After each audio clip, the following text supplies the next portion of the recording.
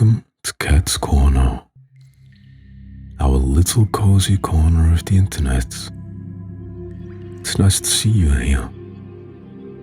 Why don't you relax and find a comfortable spot while we grab a book? Today, we've prepared a special story just for you. The story of the Happy Prince. So close your eyes, take a deep breath, and let the worries of the day melt away as I read you a story. The story of the Happy Prince. High above the city, on a tall column, stood the statue of the Happy Prince. He was gilded all over with thin leaves of fine gold. For eyes, he had 2 bright sapphires, and a large red ruby glowed on his sword hilt. He was very much admired indeed. He is as beautiful as a weathercock, remarked one of the town councillors, who wished to gain a reputation for having artistic tastes. Only not quite so useful, he added, fearing lest people should think him unpractical, which he really was not. Why can't you be like the Happy Prince? Asked the sensible mother of her little boy who was crying for the moon. The Happy Prince never dreams of crying for anything. I'm glad there is someone in the world who is quite happy, muttered a disappointed man as he gazed at the statue. He looks just like an angel, said the charity children, as they came out of their cathedral in their bright scarlet cloaks and their clean white pinafores. How do you know? Said the mathematical master. You have never seen one. Ah, but we have. In our dreams, answered the children. And the mathematical master frowned and looked very severe, for he did not approve of children dreaming. One night, there flew over the city a little swallow. His friends had gone away to Egypt 6 weeks before, but he had stayed behind, for he was in love with the most beautiful reed. He had met her early in the spring as he was flying down the river after a big yellow moth, and had been so attracted by her slender waist that he stopped to talk to her. Shall I love you? Said the swallow, who liked to come to the point at once, and the reed made him a low bow. So he flew round and round her, touching the water with his wings and making silver ripples. This was his courtship, and it lasted all through the summer. It is a ridiculous attachment, twittered the other swallows. She has no money and far too many relations. And indeed, the river was quite full of reeds. Then, when the autumn came, they all flew away. After they had gone, he felt lonely and began to tire of his lady love. She has no conversation, he said, and I am afraid that she is a coquette, for she is always flirting with the wind. And certainly, whenever the wind blew, the reed made the most graceful curtsies. I admit that she is domestic, he continued, but I love traveling, and my wife, consequently, should love traveling also. Will you come away with me? He finally said to her. But the reed shook her head. She was too attached to her home. You have been trifling with me, he cried. I am off to the pyramids. Goodbye. And he flew away. All day long he flew, and at night time he arrived at the city. Where shall I put up? He said. I hope the town has made preparations. Then he saw the statue on the tall column. I will put up there, he cried. It is a fine position, with plenty of fresh air. So he alighted just between the feet of the happy prince. I have a golden bedroom, he said softly to himself as he looked round, and he prepared to go to sleep. But just as he was putting his head under his wing, a large drop of water fell on him. What a curious thing, he cried. There is not a single cloud in the sky. The stars are quite clear and bright, and yet it is raining. The climate in the north of Europe is really dreadful. The reed used to like the rain, but that was merely her selfishness. Then another drop fell. What is the use of a statue if it cannot keep the rain off? He said. I must look for a good chimney pot, and he determined to fly away. But before he had opened his wings, a third drop fell, and he looked up and saw, what did he see? The eyes of the happy prince were filled with tears, and tears were running down his golden cheeks. His face was so beautiful in the moonlight that the little swallow was filled with pity. Who are you? He said. I am the happy prince. Why are you weeping then? Asked the swallow. You have quite drenched me. When I was alive and had a human heart, answered the statue, I did not know what tears were, for I lived in the palace of Sansuki, where sorrow is not allowed to enter. In the daytime, I played with my companions in a garden, and in the evening, I led the dance in the great hall.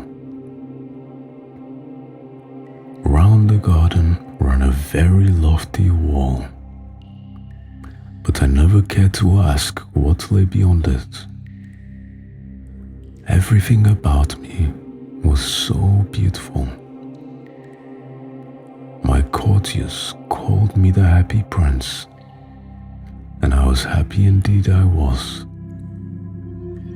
If pleasure be happiness, so I lived, and so I died. And now that I am dead, they have set me up here so high that I can see all the ugliness and all the misery of my city. And though my heart is made of lead, yet I cannot choose but weep. What? Is he not solid gold? Said the swallow to himself. He was too polite to make any personal remarks out loud. Far away, continued the statue in a low musical voice, far away in a little street, there is a poor house. One of the windows is open, and through it I can see a woman seated at a table. Her face is thin and worn, and she has coarse red hands, all pricked by the needle, for she is a seamstress. She is embroidering passion flowers on a satin gown for the loveliest of the Queen's maids of honor to wear at the next court ball. In a bed, in a corner of the room, her little boy is lying ill. He has a fever and is asking for oranges. His mother has nothing to give him but river water, so he is crying. Swallow, swallow, little swallow, will you not bring her the ruby out of my sword hilt? My feet are fastened to the pedestal, and I cannot move. I am waited for in Egypt, said the swallow. My friends are flying up and down the Nile and talking to the large lotus flowers. Soon they will go to sleep in a tomb of the great king. The king is there himself in his painted coffin. He is wrapped in yellow linen and embalmed with spices. Around his neck is a chain of pale green jade, and his hands are like withered leaves. Swallow, swallow, little swallow, said the prince, will you not stay with me for one night and be my messenger? The boy is so thirsty, and the mother so sad. I don't think I like boys, answered the swallow. Last summer, when I was staying on the river, there were two rude boys, the miller's sons, who were always throwing stones at me. They never hit me, of course. We swallows fly far too well for that. And besides, I come of a family famous for its agility. But still, it was a mark of disrespect. But the happy prince looked so sad that the little swallow was sorry. It is very cold here, he said, but I will stay with you for one night and be your messenger. Thank you, little swallow, said the prince. So the swallow picked out the great ruby from the prince's sword and flew away with it in his beak over the roofs of the town.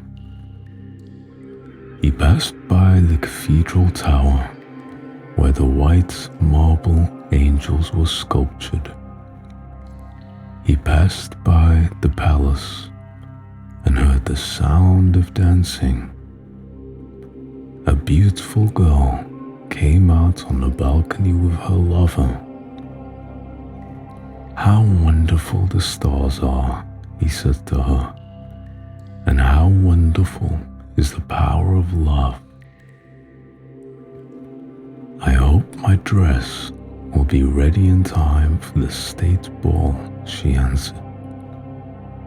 "I have ordered passion flowers to be embroidered on it, but the seamstresses are so lazy." He passed over the river and saw the lanterns hanging on the mast of the ships. He passed over the ghetto and saw the old Jews bargaining with each other and weighing out money in copper scales. At last he came to the poorhouse and looked in. The boy was tossing feverishly on his bed, and the mother had fallen asleep. She was so tired. In he hopped and laid the great ruby on a table beside the woman's thimble. Then he flew gently round the bed, fanning the boy's forehead with his wings. "How cool I feel," said the boy. "I must be getting better." And he sank into a delicious slumber. Then the swallow flew back to the happy prince and told him what he had done. "It is curious," he remarked, "but I feel quite warm now, although it is cold." "That is because you have done a good action," said the prince, and the little swallow began to think, and then he fell asleep. Thinking always made him sleepy. When day broke, he flew down the river and had a bath. "What a remarkable phenomenon," said the professor of ornithology as he was passing over the bridge. "A swallow in winter," and he wrote a long letter about it to the local newspaper. Everyone quoted it. It was full of so many words that they could not understand. "Tonight I go to Egypt," said the swallow, and he was in high spirits at the prospect. He visited all the public monuments and sat a long time on top of the church steeple.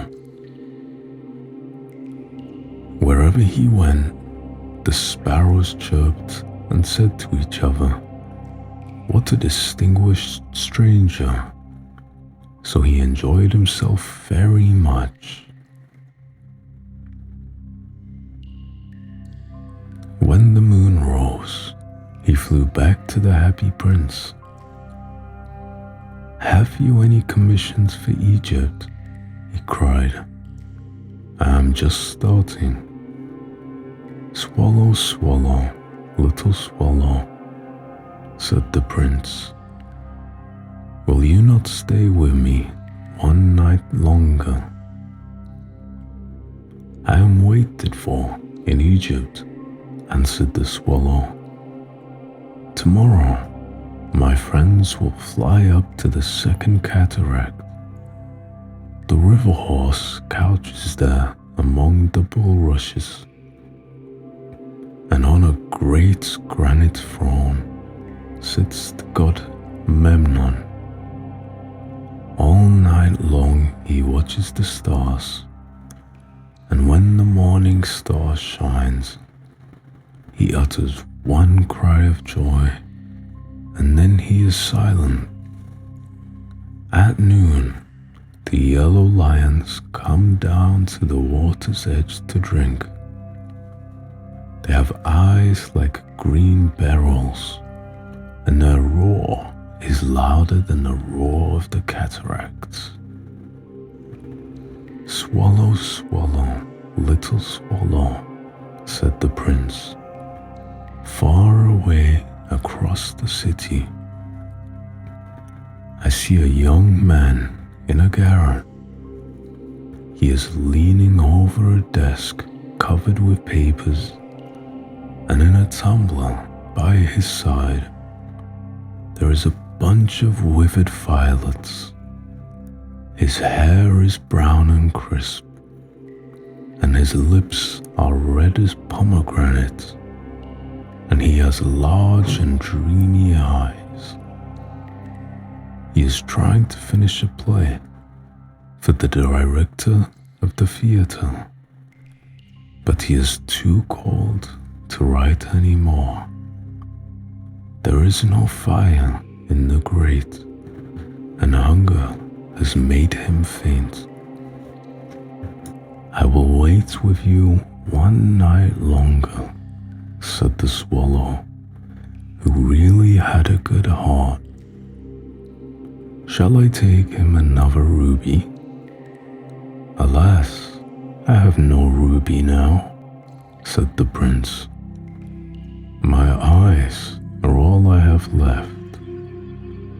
They are made of rare sapphires, which were brought out of India 1,000 years ago. Pluck one of them and take it to him. He will sell it to the jeweler and buy food and firewood and finish his play." "Dear prince," said the swallow, "I cannot do that," and he began to weep. "Swallow, swallow, little swallow," said the prince, "do as I command you."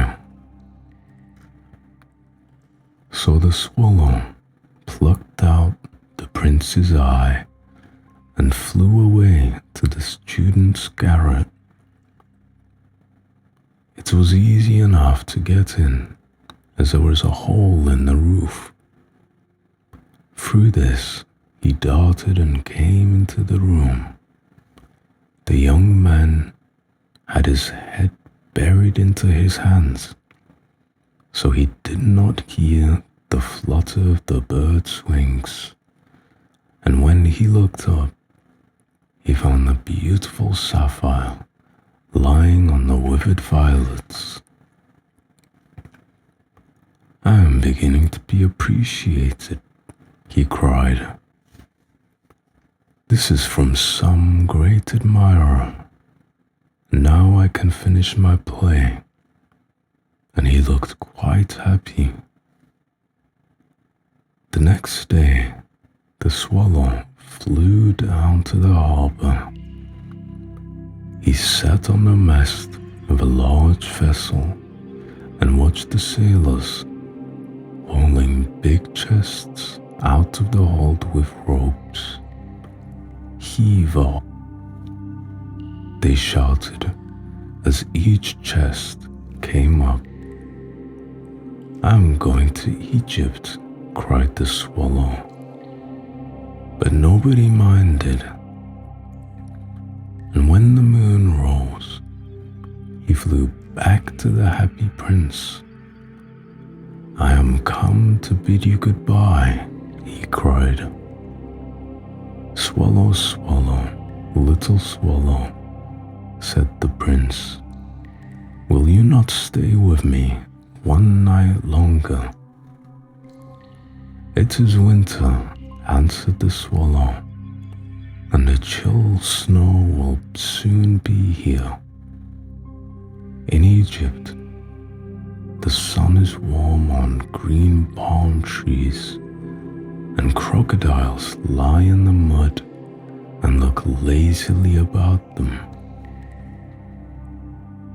My companions are building a nest in a temple of Baalbek, and the pink and white doves are watching them and cooing to each other. Dear Prince, I must leave you, but I will never forget you. And next spring, I will bring you back 2 beautiful jewels in place of those you have given away. The ruby shall be redder than the red rose, and the sapphire shall be as blue as the Red Sea. In the square below, said the happy prince, there stands a little match girl. She has let her matches fall into the gutter, and they are all spoiled. Her father will beat her if she does not bring home some money, and she is crying. She has no shoes or stockings, and her little head is bare.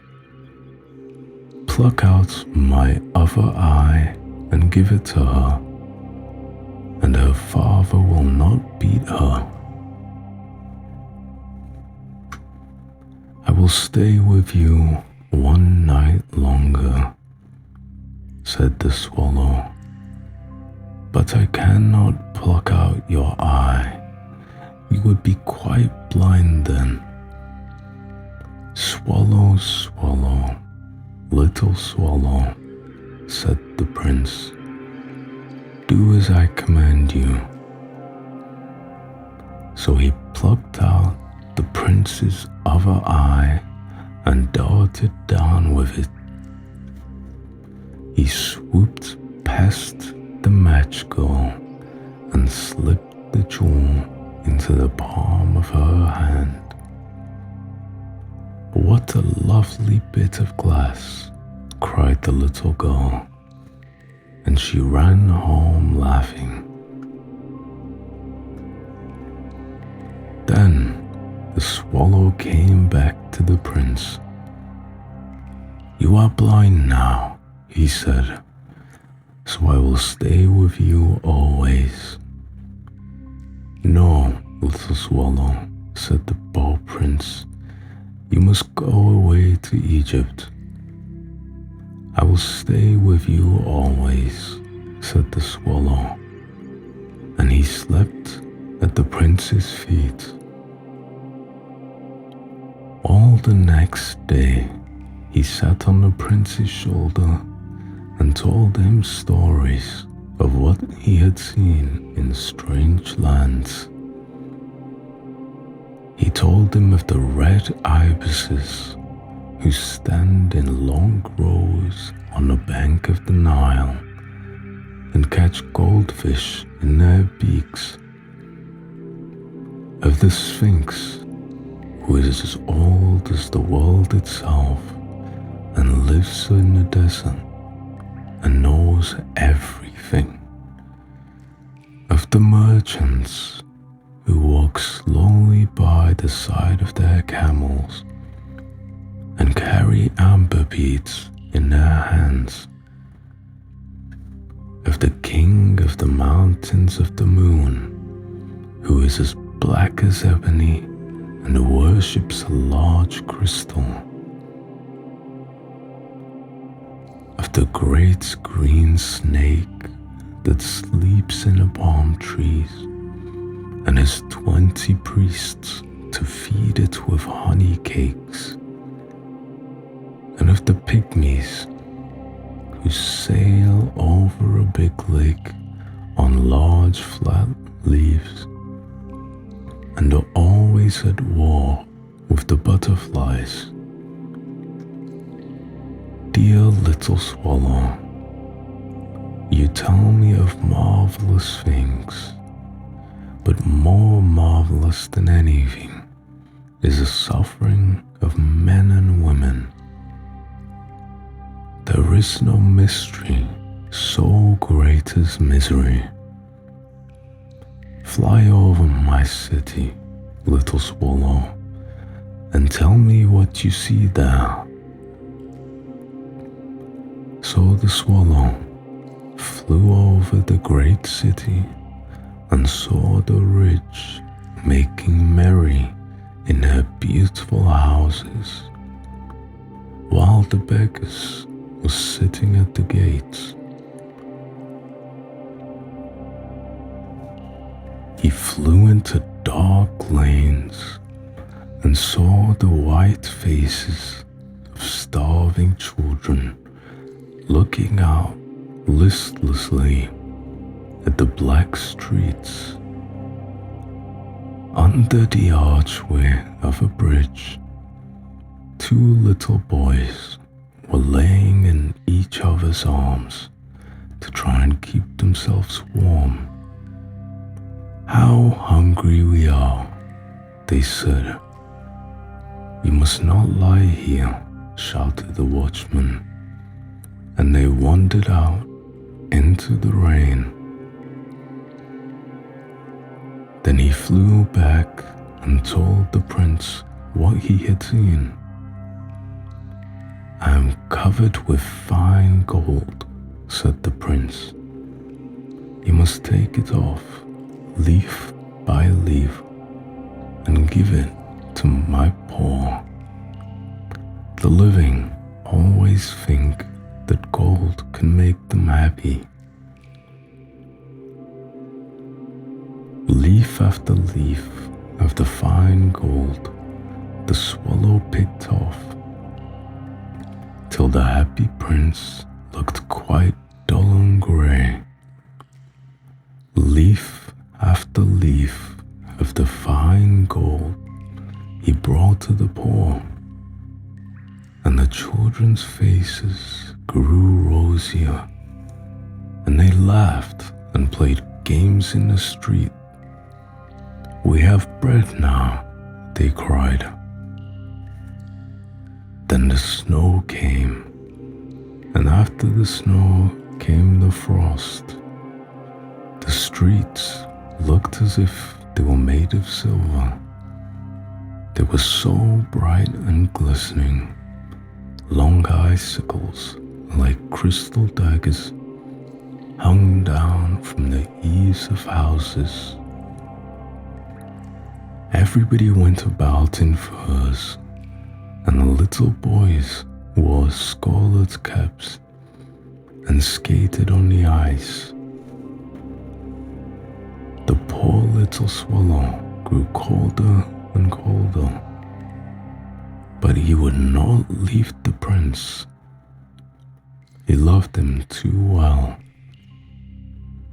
He picked up crumbs outside the baker's door when the baker was not looking, and tried to keep himself warm by flapping his wings. But at last he knew he was going to die. He had just the strength to fly up to the prince's shoulder once more. "Goodbye, dear prince," he murmured. "Will you let me kiss your hand? I'm glad you are going to Egypt at last, little swallow," said the prince. "You have stayed too long here, but you must kiss me on the lips, for I love you." "It is not Egypt that I am going," said the swallow. "I am going to the house of death. Death is the brother of sleep, is he not?" And he kissed the happy prince on the lips and fell down dead at his feet. At that moment, a curious curious crack sounded inside the statue, as if something had broken. The fact is that the leaden heart had snapped right into two. It was certainly a dreadfully hard frost. Early the next morning, the mayor was walking in the square below in company with the town councillors. As they passed the column, he looked up at the statue. "Dear me, how shabby the Happy Prince looks," he said.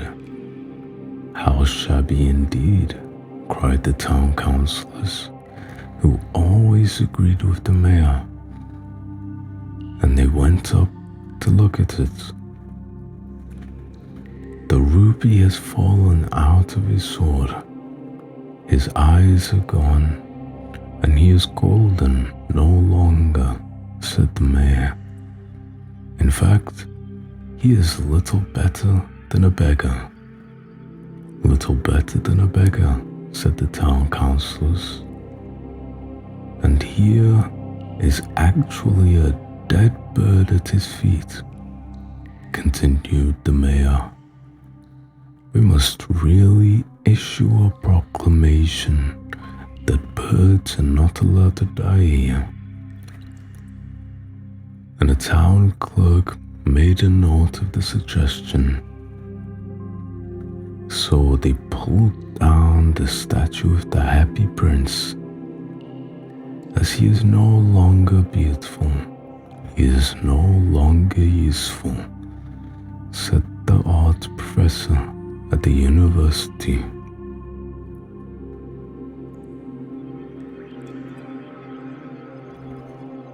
Then they melted the statue in a furnace, and the mayor held a meeting with the corporation to decide what was to be done with the metal. "We must have another statue, of course," he said, "and it shall be a statue of myself." "Of myself," said each of the town councillors, and they quarrelled. When I last heard of them, they were quarrelling still. "What a strange thing," said the overseer of the workmen at the foundry. "This broken lead heart will not melt in the furnace. We must throw it away."